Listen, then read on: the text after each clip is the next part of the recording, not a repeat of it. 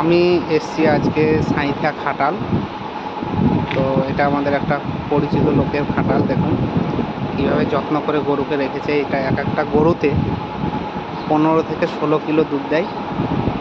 যারা এই গরু যাদের বাড়িতে আছে তারা অবশ্যই জানবেন। দেখুন এক একটা গরু কী সাইজ আর কী পরিমাণে এদের যত্ন করা হয়। এদের প্রত্যেকটা গরুর উপরে কিন্তু ফ্যান দেওয়া আছে, ওইদিকেও কিছু আছে। এখানে বাচ্চাগুলো আছে সব, এদের কাউন্টারটা আলাদা, এখানে বাচ্চাগুলো থাকে। এখানে এই মেশিনের দ্বারা এখানে খড় স্টক করা হয়েছে, কাটা হয় এখানে। আরও এখানে দেখুন একবারে সারি খড়ের বদলে হবে, একবারে টোটালটাই একবারে পুরো। ওই দিকটা কিছু আছে, আমি ভেতরে ঢুকলাম না। এখানে কিন্তু গরুকে কার্পেট দেওয়া আছে যাতে পায়ের খুরটা নষ্ট না হয়ে যায়। আর প্রত্যেকটা গরুর ওপরে কিন্তু রীতিমতো ফ্যান চলছে প্রত্যেকটা। এগুলো সব ঝাড়খণ্ডে এই গরুর চাষ বেশি। দেখুন দেখুন দেখলেই মন ভরে যাবে, কি সুন্দর চকচক চকচক করছে।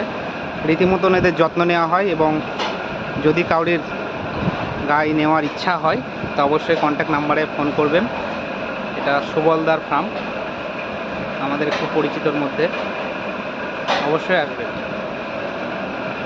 এখানে গরুকে খাওয়ানোর জন্য দেখুন আলু রাখা হয়েছে। এগুলো প্রত্যেক দিনের রোজ রোজ লাগে এই আলু। আর একটা জিনিস আপনাদেরকে দেখাই, এইটা হচ্ছে ঘাস।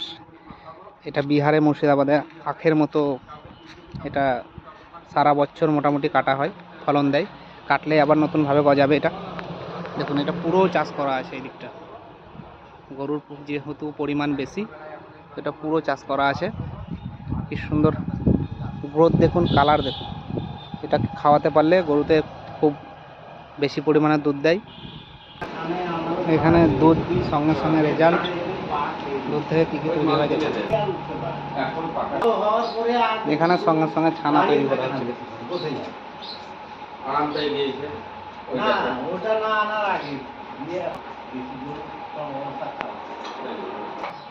আর সব কিছুর পাহারাদার থাকে এই যে টমি। তো ভিডিওটা